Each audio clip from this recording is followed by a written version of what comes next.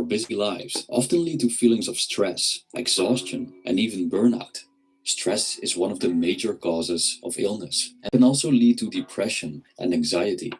Luckily, the writings of the ancient Taoist sages offer plenty of philosophical ideas that may help us to relieve stress and reduce our endless worries.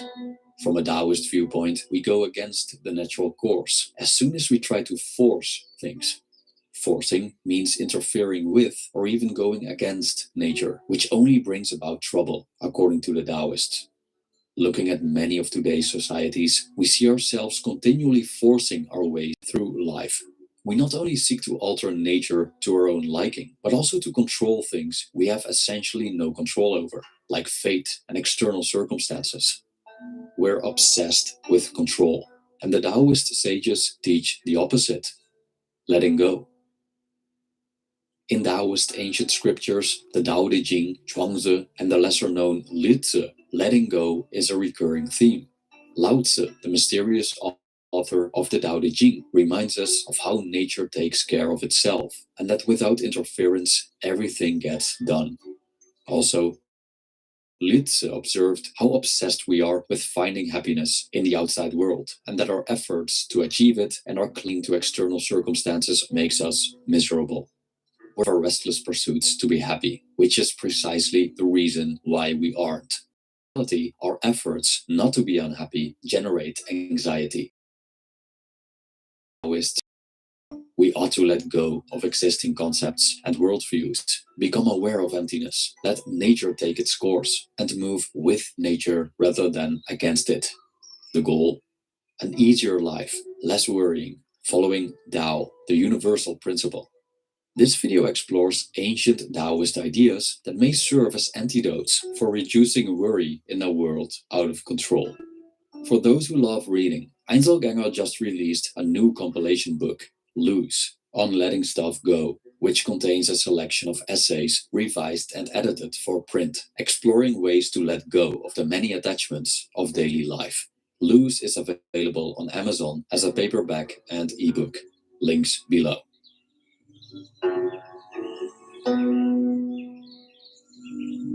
Antidote 1. Leaving things alone. The Taoist sage Zhuangzi knew how to do nothing. He didn't interfere with natural processes, because if he did, nature would blow out of shape and become something it's not. He left things alone, running their natural course, and saw things grow ripe around him. In many present-day cultures obsessed with achievement and productivity, doing nothing is considered a sin. We don't allow ourselves to do nothing, as we should always be busy. We prefer to work against nature over not working at all, even if our efforts only interfere with what we try to achieve.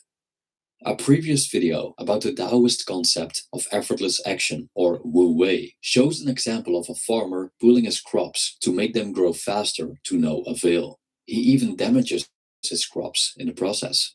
Similarly, we push and pull wherever we can, often without results, sometimes even sabotaging our progress, leading to stress and exhaustion and increasing our worries. When we leave things alone, we respect their natural course. Our environment doesn't always need our interference, whether at work or home. Problems often solve themselves, and life always falls into place eventually, regardless of whether we like the outcome or not. And what seems like lousy luck may be a blessing in disguise, and what we try to accomplish may turn out to be a curse. Moreover, the universe always gets its way, so attempting to control it is futile. Antidote 2. Stop looking for happiness. Zhuangzi couldn't tell if what all those busy people chased after was happiness or not, but he could see that their ways of trying to obtain it made them miserable.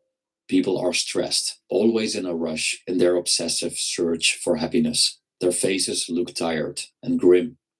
If the chasing of happiness makes our lives bleak, we might as well stop it, argued Zhuangzi. We not only exhaust ourselves, we also don't get what we're looking for, and thus end up in a lose-lose situation. Things like wealth and fame might be fun for a while, but only come with new worries in the long run, because as soon as we've obtained these pleasures, we fear losing them. Zhuangzi stated, and I quote, "Those who think that wealth is the proper thing for them cannot give up their revenues. Those who seek distinction cannot give up the thought of fame. Those who cleave to power cannot give the handle of it to others. While they hold their grasp of those things, they are afraid of losing them. When they let them go, they are grieved, and they will not look at a single example from which they might perceive the folly of their restless pursuits. Such men are under the doom of heaven." End quote. Zhuangzi argued that contentment and well-being become possible if we stop acting with them in view. If we don't desire happiness and well-being, the wrong of not having what we want and the right of getting what we wish disappear. And thus, we don't worry about getting or not getting happiness. Instead, we enjoy happiness because we have stopped caring about obtaining it. Antidote 3. Seeing the emptiness. Lietze argued that people generally like to be praised, as they feel good as others recognize their accomplishments. But Lietze valued emptiness instead, as he explained that we're less stressed when empty of all these attachments. We'll have fewer things to worry about if we wouldn't care so much about other people's approval and validation. Lietze said that we seek to receive credit for things that aren't entirely our own doing. Many things people praise us for depend on the right circumstances or inborn characteristics. If the conditions are right, our actions only contribute to the result, as many other factors play their part. For example, people who receive praise as Instagram models receive it primarily for having good genetics, leading to high attractiveness and adhering to current beauty standards. So, what accomplishment is genuinely their own? Instead of worrying about obtaining praise that ultimately doesn't belong to anyone, Lietze urges us to quiet down and let go. I quote, "Seeing the emptiness of things can help us cultivate stillness and peace of mind. If you do not know how to keep still in this crazy world, you will be drawn into all kinds of unnecessary trouble." End quote. Many things we chase are empty. There's nothing to them except the value we attribute to them. Praise is empty, and often, if not always, is not even deserved. The same goes for many other pursuits we deem significant but are pretty meaningless. It's like we engage in them just to divert ourselves from the emptiness of it all. But if we would embrace this emptiness, accept it, and let go of all these games, the chasing, the rat races, the continual quest for happiness, we would be better off, according to Lietze. Antidote 4. The inner law.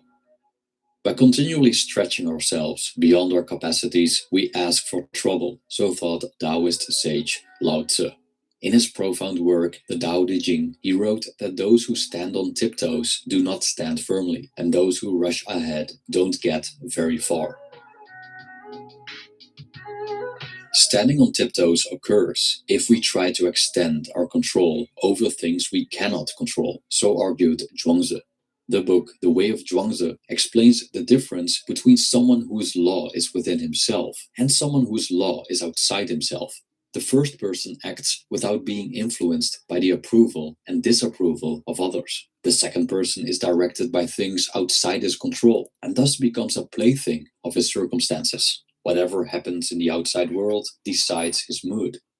When he tries to extend his power over objects, those objects gain control over him, said Zhuangzi. When things go well, he is happy and content. When things don't go well, he is unhappy and full of worry. And thus he tries to get what he wants and avoid what he doesn't want, always concerned with a universe he ultimately cannot control.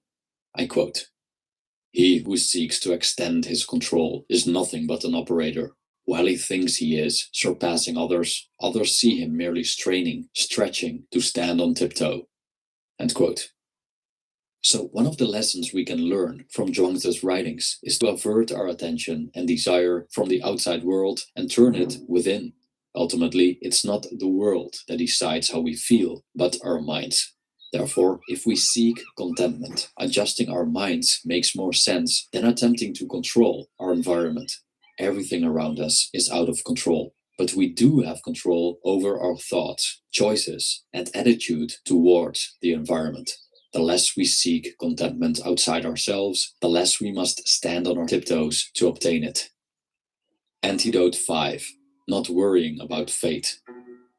Zhuangzi observed that not fate itself, but worrying about fate gets people in trouble. An archer, for example, may shoot perfectly during practice, but horribly when he competes for a prize. As soon as we desire a specific outcome, we worry about not achieving it. The archer of Zhuangzi's story shoots just fine if he only shoots for the sake of shooting. But when there's a prize in his view, he starts caring more, even though his skill hasn't changed. He thinks more of winning than of shooting, and the need to win drains him of power, Zhuangzi stated. So, how should we handle fate? How do we treat an uncertain future with the possibility of fortune or misfortune? Lizi tells us about an older man from the kingdom of Qi who was afraid that the sky would fall and the earth would break up. And if that happens, he would have no place to run and his death would be unavoidable. So a friend tried to calm him down by assuring him that the sky won't fall, so there was nothing to worry about. Then a sage told him there is, in fact, a possibility of the sky falling, although the chances are small, so the elders shouldn't be too concerned. Then Lizi chuckled and said, "It's nonsense even to think about whether heaven and earth can or cannot be destroyed. Whether they will perish or not is something we don't know. If heaven and earth will not perish, that's great. We can live our lives without worry. However, if they will perish, that's something we can't do much about. So why worry about it?" End quote.